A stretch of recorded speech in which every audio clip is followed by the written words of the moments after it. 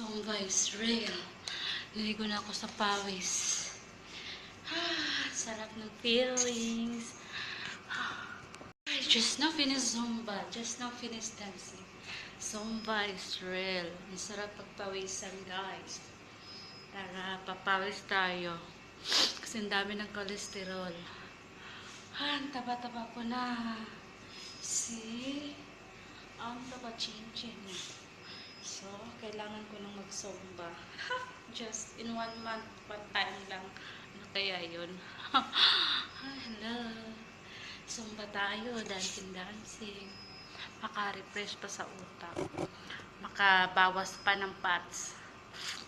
Kasi makapag-chat din sa tao, walang katuturan. Diba? Dance na lang tayo. Healthy body pa. Fit brain, fit mind, fit body. Okay? Let's Zumba.